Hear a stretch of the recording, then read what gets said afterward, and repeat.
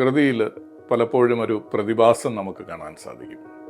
പക്ഷികൾ കൂട്ടത്തോടെ ആകാശത്തിൽ പറക്കുന്നത് ഒരു സമന്വയിപ്പിച്ച രീതിയിലൂടെ ആയിരിക്കും. ഒരു സിങ്ക്രണൈസേഷൻ അവിടെ കാണാൻ സാധിക്കും.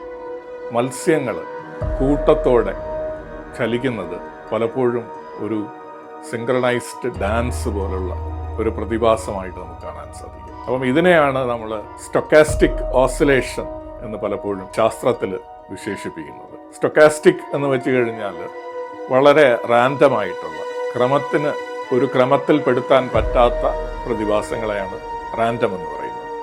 സ്റ്റൊക്കാസ്റ്റിക് എന്ന് പറയുന്നത് ഇത്തരം റാൻഡം പ്രോസസ്സുകളെ സ്റ്റാറ്റിസ്റ്റിക്കലായിട്ട് നമ്മൾ ഗണിതശാസ്ത്രപരമായിട്ട് അതിനെ വിശകലനം ചെയ്യാൻ സാധിക്കുന്ന പ്രതിഭാസങ്ങൾ.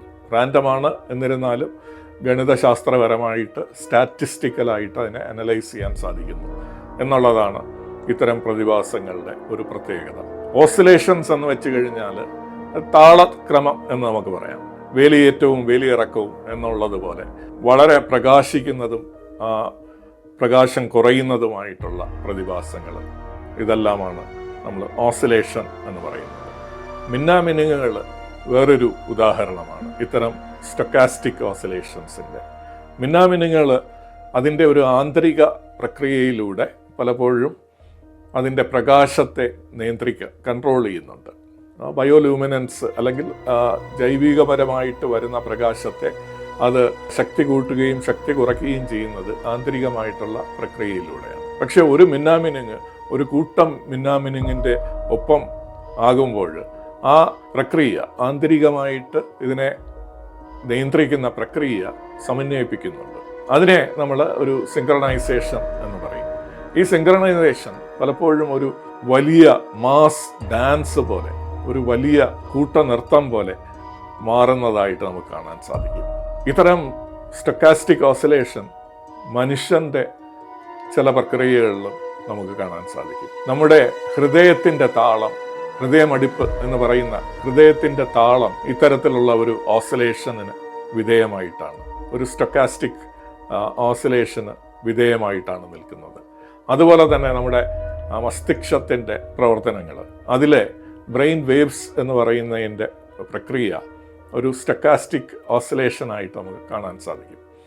അപ്പം ഈ താളത്തിൽ എപ്പോഴെങ്കിലും ചെറിയ പിഴവുകൾ ഉണ്ടാകുകയാണെങ്കിൽ നമുക്കത് ചില രോഗങ്ങളായിട്ട്, വളരെ മാരകമായിട്ടുള്ള രോഗങ്ങളായിട്ട് മാറുന്നതായിട്ടും കാണാം. ഹൃദയത്തിൻ്റെ താളത്തിൽ പ്രശ്നം വന്നു കഴിഞ്ഞാൽ അത് ഒരു പ്രത്യേകതരം രോഗമായി മാറുന്നു. ബ്രെയിൻ വേവ്സിൻ്റെ ആ താളത്തിൽ പ്രശ്നം വന്നു കഴിഞ്ഞാൽ അത് എപ്പിലെപ്സി, പാർക്കിൻസൺ ഡിസീസ് പോലുള്ള രോഗങ്ങളായിട്ട് മാറുന്നതായിട്ട് കാണാൻ സാധിക്കും. ചിലപ്പോൾ ഈ സിങ്ക്രണൈസേഷൻ കൂടുന്നത് കൊണ്ടായിരിക്കും രോഗം വരുന്നത്, ചിലപ്പോൾ സിങ്ക്രണൈസേഷൻ കുറയുന്നത് കൊണ്ടാണ് രോഗം വരുന്നത്. അപ്പം ഈ സിങ്ക്രണൈസേഷൻ ഒരു താളത്തിൽ മാത്രം പൊയ്ക്കൊണ്ടിരുന്നു കഴിഞ്ഞാൽ, ഒരു വ്യതിയാനവും ഇല്ലാതെ പൊയ്ക്കൊണ്ടിരുന്നു കഴിഞ്ഞാൽ നമുക്കവിടെ ആ ഒരു പ്രക്രിയയിൽ പ്രശ്നങ്ങളുണ്ട്. അതിൽ ചെറുതായിട്ട് വ്യതിയാനങ്ങൾ ഉണ്ടാക്കുക, ശാസ്ത്രീയമായിട്ട് പറഞ്ഞു കഴിഞ്ഞാൽ ഈ ഓസിലേഷൻസിൽ ഒരു നോയ്സ് ഇൻട്രൊഡ്യൂസ് ചെയ്യുമ്പോഴാണ് അത് സ്റ്റൊക്കാസ്റ്റിക് ആവുന്നത്, അത് ഒരു റാൻഡം പ്രോസസ്സായിട്ട് മാറുന്നത്. അപ്പോൾ നമ്മുടെ ബ്രെയിനിൽ വളരെ ക്രമത്തിലുള്ള താളമാണെങ്കിൽ നമുക്ക് ക്രിയേറ്റീവ് ആകാനോ കലാപരമായിട്ട് എന്തെങ്കിലും പ്രക്രിയകളിൽ ഏർപ്പെടാനോ ഒന്നും കഴിയാതെ പോകും. താളത്തിൻ്റെ ഒരു പരിധിയിൽ കൂടിക്കഴിഞ്ഞാൽ അത് പ്രശ്നമാവും, താളമില്ലെങ്കിൽ പ്രശ്നമാവും, താളത്തിൽ ഒരു ചെറിയ വ്യതിയാനമില്ലെങ്കിൽ വലിയ പ്രശ്നങ്ങൾ ഉണ്ടാക്കും. അത് നമുക്ക് മനസ്സിലാക്കണമെങ്കിൽ ഇതിനെ പഠിക്കുന്നതിന് ഒരു ചട്ടക്കൂട് വേണം. പ്രകൃതിയിൽ പല അജീവമായിട്ടുള്ള വസ്തുക്കളിലും ഇത്തരത്തിലുള്ള ഈ പ്രക്രിയ നടക്കുന്നതായിട്ട് കാണാൻ സാധിക്കും. റേഡിയോ ആക്റ്റീവ് കണങ്ങൾ വിഘടിക്കുമ്പോൾ റേഡിയോ ആക്റ്റീവ് ഡീകേ എന്ന് പറയുന്ന പ്രോസസ്സിൽ ഇത്തരത്തിലുള്ള ഒരു ക്രമം നമുക്ക് കാണാൻ സാധിക്കും. അതുപോലെ തന്നെ എപ്പിഡമിക്സ്, അതായത് കോവിഡ് പോലുള്ള രോഗങ്ങൾ പടരുന്നതിൽ നമുക്ക് ഒരു സ്റ്റൊക്കാസ്റ്റിക് ഓസിലേഷൻ, ഒരു ക്രമാതീതമായിട്ടുള്ള താളം ഉള്ളതായിട്ട് നമുക്ക് കാണാൻ സാധിക്കും.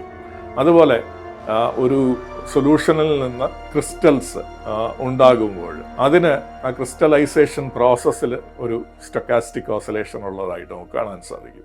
അപ്പം ഈ സ്റ്റൊക്കാസ്റ്റിക് ഓസിലേഷൻസിനെ മനസ്സിലാക്കുന്നത് പലപ്പോഴും നമുക്ക് ഒരുപാട് ഉപയോഗം ചെയ്യാം. നമ്മുടെ ആരോഗ്യ പ്രശ്നങ്ങളെ പരിഹരിക്കുന്നതിൽ അതിന് ഉപയോഗമുണ്ടാകാം. അല്ലെങ്കിൽ അത് ചില സാങ്കേതിക വിദ്യകളാക്കിയിട്ട് നമുക്ക് വളരെ ഒപ്റ്റിമൈസ്ഡ് ആയിട്ടുള്ള സിസ്റ്റംസ് ക്രിയേറ്റ് ചെയ്യുന്നതിന്, എനർജി സേവിങ്, ഊർജത്തിൻ്റെ ഉപയോഗം കുറയ്ക്കുന്നതിനൊക്കെ ഇത് ഉപയോഗിച്ചേക്കാം എന്ന് ശാസ്ത്രീയമായിട്ട് കരുതപ്പെടുന്നുണ്ട്. അപ്പോൾ ഇതിനെ പഠിക്കാനുള്ള ഒരു ഫ്രെയിം വർക്ക് ഇതുവരെ ഇല്ലായിരുന്നു. US-ലെ കേസ് വെസ്റ്റേൺ റിസർവ് യൂണിവേഴ്സിറ്റി എന്ന് പറയുന്ന സർവകലാശാല ഈ അടുത്ത കാലത്ത് പ്രസിദ്ധീകരിച്ച ഒരു പഠനത്തിൻ്റെ ലിങ്ക് ഇതിൻ്റെ ഡിസ്ക്രിപ്ഷനിൽ നമ്മൾ കൊടുത്തിട്ടുണ്ട്. അത് ഓപ്പൺ, മുഴുവൻ പേപ്പറും ലഭ്യമല്ല, ഓപ്പൺ ആക്സസ് അല്ല. അതിൻ്റെ അബ്സ്ട്രാക്റ്റ് നമുക്ക് വായിക്കാം. അബ്സ്ട്രാക്റ്റിൽ നിന്ന് നമ്മൾ മനസ്സിലാക്കുന്നത് ജൈവികമായിട്ടും അജൈവവുമായിട്ടുള്ള ഈ സ്റ്റൊക്കാസ്റ്റിക് ഓസിലേഷനെ പഠിക്കാനുള്ള ഒരു കൺസെപ്റ്റ് നിർമ്മിച്ചു എന്നുള്ളതാണ് ഈ ഗവേഷണം മുന്നോട്ട് വയ്ക്കുന്നത്. അതിലവർ ഉപയോഗിക്കുന്നത് കോംപ്ലക്സ് നമ്പേഴ്സ് എന്നുള്ള ഒരു ഗണിതശാസ്ത്രപരമായിട്ടുള്ള ഒരു പ്രക്രിയയാണ്.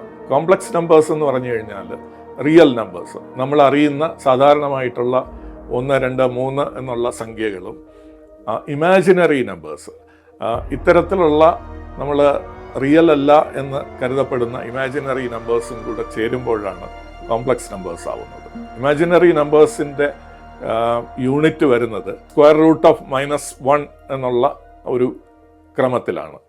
അത് തീർത്തും ഇമാജിനറിയാണ്, സാങ്കല്പികമായിട്ടുള്ള സംഖ്യകളാണ്. സാങ്കല്പികമായിട്ടുള്ള സംഖ്യകളും യഥാർത്ഥത്തിലുള്ള സംഖ്യകളും ചേർന്നിട്ട് വരുന്ന കോംപ്ലക്സ് നമ്പേഴ്സ് യൂസ് ചെയ്തിട്ടാണ് നമ്മൾ ഈ പഠനം, സ്റ്റൊക്കാസ്റ്റിക് ഓസിലേഷൻ്റെ പഠനം നടത്തുന്നത്. അതിൽ നിന്ന് നമുക്ക് ജൈവിക പ്രക്രിയകളെയും അജൈവ പ്രക്രിയകളെയും എല്ലാം താരതമ്യം ചെയ്യുന്നതിന് വേണ്ടിയിട്ടുള്ള ഒരു സ്റ്റാൻഡേർഡായിട്ടുള്ള ഫ്രെയിം വർക്ക് നമുക്ക് നിർമ്മിച്ചെടുക്കാൻ സാധിക്കും എന്നാണ് ഈ ഗവേഷണം പറയുന്നത്. അതിൻ്റെ സാധ്യതകൾ ഇനി നമ്മൾ അറിയാനിരിക്കുന്നതേ ഉള്ളൂ. പക്ഷേ ഇതിൻ്റെ ഇംപ്ലിക്കേഷൻസ് എന്താണ്, ഇത് എന്തിലേക്കാണ് വിരൽ ചൂണ്ടുന്നത് എന്നത് നമുക്കിപ്പോഴേ നമുക്ക് പഠിക്കാൻ സാധിക്കും, നമുക്കതിനെക്കുറിച്ച് ചിന്തിക്കാൻ സാധിക്കും. എങ്ങനെയാണ് ഒരു കൂട്ടം ആനിമൽസ്, സസ്യങ്ങൾ അല്ലെങ്കിൽ മത്സ്യങ്ങൾ, എങ്ങനെയാണ് ഇവരുടെ എല്ലാം സ്വഭാവത്തെ ക്രമീകരിക്കുന്നത്, അവരെങ്ങനെയാണ് ഒരു രീതിയിൽ ചലിക്കാൻ ഇവർ സാധിക്കുന്നത്. അപ്പോൾ ഇതിനെക്കുറിച്ച് ഉള്ള ഗവേഷണങ്ങൾ നമ്മുടെ അസ്തിത്വം എന്താണ്, നമ്മുടെ ഈ റിയാലിറ്റി എന്താണ് എന്നുള്ളതിനെക്കുറിച്ച് ചില സൂചനകൾ തരും എന്നാണ് നമുക്ക് കരുതേണ്ടത്. കാരണം ഒരു വ്യക്തിയും മറ്റൊരു വ്യക്തിയുമായിട്ട് എങ്ങനെയെല്ലാം രീതിയിൽ ബന്ധിക്കപ്പെട്ടിരിക്കുന്നു എന്നുള്ളത് അതിൻ്റെ ഒരു ഭൗതിക ശാസ്ത്രപരമായിട്ടുള്ള കാഴ്ചപ്പാടും അതിൻ്റെ ഒരു തത്വചിന്താപരമായിട്ടുള്ള കാഴ്ചപ്പാടും നമുക്ക് ഉണ്ടാകേണ്ടതുണ്ട്. അത് ഉണ്ടായാൽ മാത്രമേ നമ്മുടെ ഈ പ്രകൃതി എന്താണെന്നും ആ പ്രകൃതിയിൽ നമ്മൾ ആരാണെന്നും ആ നമ്മളുടെ റോൾ എന്താണ് എന്നുള്ളത്, നമ്മൾക്ക് ഈ പ്രകൃതിയിൽ നമ്മൾ എന്തിനാണ് നിലനിൽക്കുന്നത് എന്നുള്ളതിനെക്കുറിച്ചുമൊക്കെയുള്ള കാര്യങ്ങൾ നമുക്ക് വ്യക്തമാകുകയുള്ളൂ. അപ്പം ഈ വ്യക്തമാക്കൽ ഇത്തരം സ്റ്റൊക്കാസ്റ്റിക് ഓസിലേഷൻ പോലുള്ള പഠനങ്ങളിൽ നിന്ന് നമുക്ക് ഒരുപാട് സൂചനകൾ തരുന്നുണ്ട്. അതുകൊണ്ടാണ് ഇത്തരം പഠനങ്ങൾ വളരെ പ്രസക്തമായിട്ട് വരുന്നത്. ഇത്തരം പഠനങ്ങൾ, ഇതുപോലുള്ള 1-2 പഠനങ്ങളിലൂടെ നമുക്ക് നമ്മുടെ യാഥാർത്ഥ്യത്തെക്കുറിച്ചുള്ള ഒരു ഫ്രെയിം വർക്ക് നിർമ്മിച്ചെടുക്കാൻ സാധിക്കും. അത്തരമൊരു യാത്ര നമുക്ക് തുടരാം. ഇതുപോലുള്ള പ്രതിഭാസങ്ങളെക്കുറിച്ച് ഇനിയും ചിന്തിച്ചിട്ട് നമുക്കിത് എന്തിലേക്കാണ് വിരൽ ചൂണ്ടുന്നത് എന്ന് നമുക്ക് ചിന്തിക്കാൻ ശ്രമിക്കാം. നിങ്ങൾ ഇപ്പോഴേ ചിന്തിച്ച് കഴിഞ്ഞു കാണും ഇതെങ്ങനെയാണ് ഇതിനെ നമ്മൾ മനസ്സിലാക്കേണ്ടത് എന്നുള്ളത്. അപ്പോൾ നിങ്ങളുടെ ചിന്ത ഇവിടെ കമൻറ്റ് ബോക്സിൽ നിങ്ങൾ ഷെയർ ചെയ്യുകയാണെങ്കിൽ നമുക്ക് അതിനെക്കുറിച്ച് ഇനി വരുന്ന എപ്പിസോഡുകളിൽ ചിന്തിക്കുകയും അതിനെക്കുറിച്ച് ചർച്ച ചെയ്യുകയും ചെയ്യാം.